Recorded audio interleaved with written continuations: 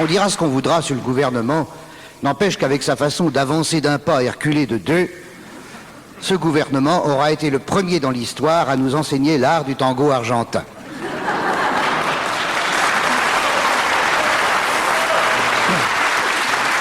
Vous me direz, après 12 ans de slow, ça fait du bien de bouger un peu, hein? Oh. Mais cette façon de bouger ne rappelle-t-elle pas, j'y reviens souvent, c'est une obsession, le slogan « Bouger avec la poste ». Souvenez-vous, il y a 3 ans. Ouais, bibabaloula, she's my baby, bibabaloula, don't leave me, bibabaloula, bouger avec la poste, avec la poste, avec la poste. Yeah. 3 ans ont passé. Qu'est-ce qui a bougé dans la poste? Qui est-ce qui a bougé dans la poste? Là, c'est foutu pour le banco, hein. La seule poste qui est bougée, c'est la poste de Vaison-la-Romaine.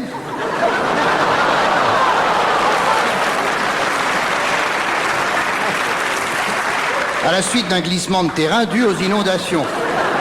Alors, s'il faut inonder toute la France pour que la poste bouge, merde. Voilà, il cherchait nos timbres avec des bottes, alors. La seule chose qui est vraiment bougée depuis le mois de mai, c'est la cote de popularité de Balladur, dont la chute a été si rapide que s'il avait chaussé des skis, il aurait eu la médaille de bronze. J'arrive pas à prononcer ce mot médaille. Je sais pas. Il a en effet perdu 16 points en 2 mois. Qu'en pensez-vous, monsieur le Premier ministre? Eh bien, monsieur le Premier ministre pourrait répondre « Je sais pourquoi je les ai perdus, mais je ne sais toujours pas pourquoi je les avais gagnés. »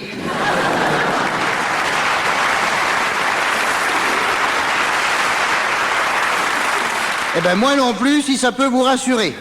Voilà un homme qui arrive au pouvoir au mois de mai. On lui donne 65% de bonus sans se demander s'il va pas s'enrôler autour du premier platane.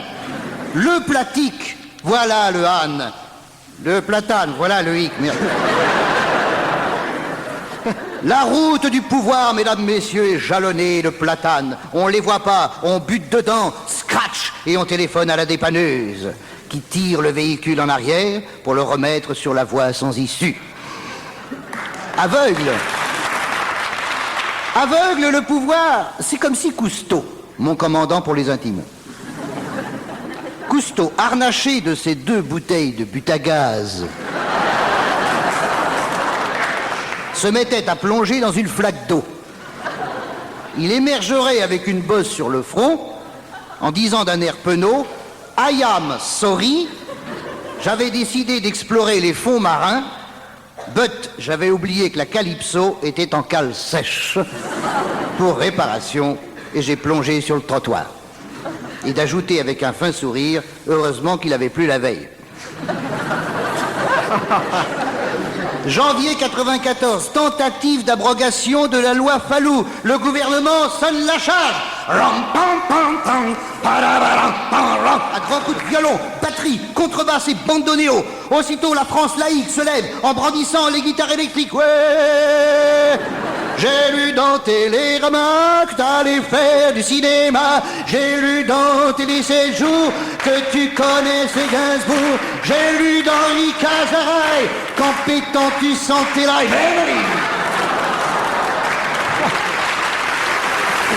suite. Oh, Maybelline, why can't you be true? Oh, Maybelline. La suite dans mon prochain disque entièrement consacré au country et au rock. Tu me donneras le texte après que je comprenne. Bref, survient la grande manif du 12 janvier. Le gouvernement recule sur la pointe des pieds. Il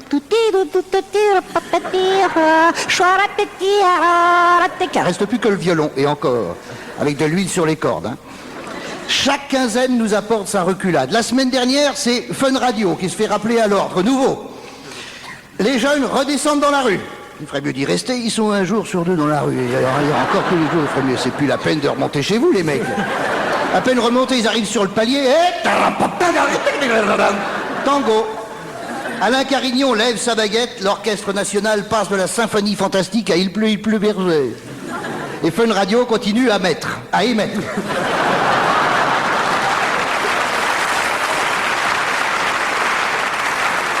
Moi, cette affaire m'avait tellement mis en colère que j'ai failli en parler à Ariane Assiré dimanche dernier. Il est bête. Quoi qu'il en soit, messieurs les danseurs de tango, il serait temps, plus que temps, d'avoir une rock'n'roll attitude. Bon dimanche.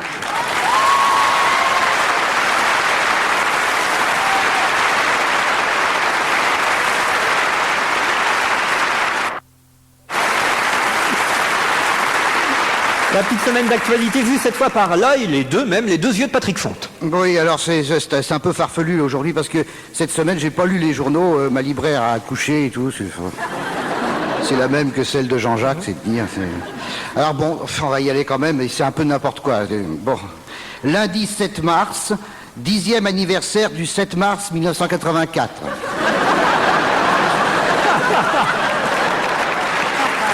On y viendra peut-être, tu sais. Alors j'ai quand même pu acheter Voici, parce que je vais chez le dentiste, alors je ne l'ai pas acheté. Alors il y a Hélène en couverture. À bout de nerfs, elle craque.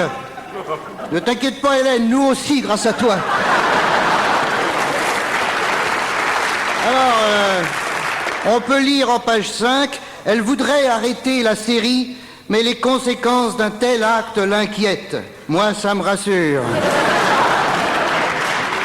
Cela dit, elle est jeune, elle est belle, elle chante juste, et puis on embauche dans les cabines de péage.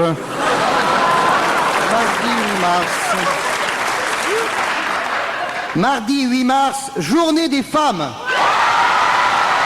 Vos gueules, les meufs. Ça, il l'avait répété, hein. On est dimanche aujourd'hui. C'est vrai, on est dimanche aujourd'hui, merde. C'est marrant ce cri spontané, c'est bien. Hein.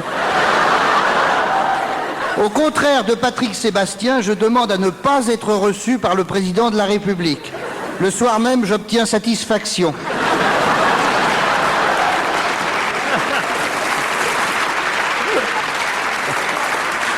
Mercredi 9, Saint-Nectaire.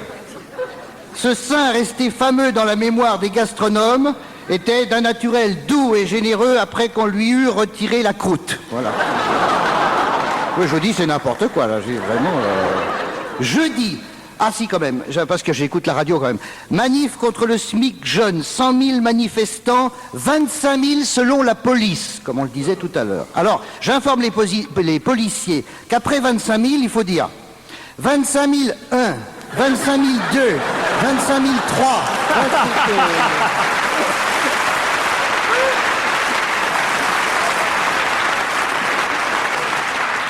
Monseigneur de Courtrai, archevêque de Lyon et primat des Gaules.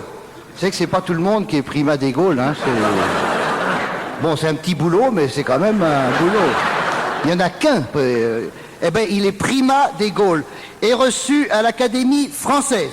Bon, c'est très bien, pourquoi pas. Hein. Ceux qui se ressemblent s'assemblent. Bon, primat des Gaules, oui, mais dans quel but? C'était Patrick Fonte. Allez, une dernière. T'en as encore une ou deux? Deux, trois, même si tu veux. De temps en temps, on peut bien s'arruquier, s'amuser, merde. Vendredi, 32 femmes sont ordonnées prêtres en Grande-Bretagne. Ça, c'est super. Moi, ils sont pas cons, là-bas. Hein. Vivement que ça vienne chez nous. Moi, j'emménage à Saint-Claude.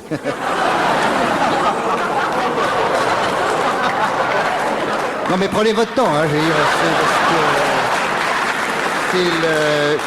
c'est parce que madame, à Saint-Claude, on fabrique des montres.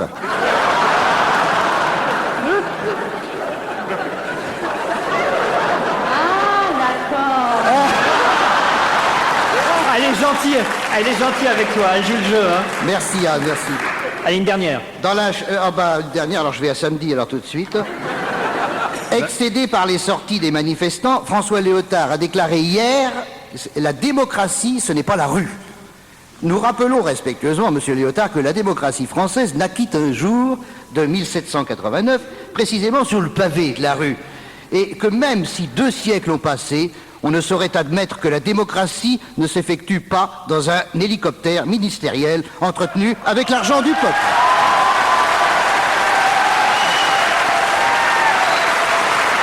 On se retrouve dans la deuxième heure de Rien à cirer. Pub.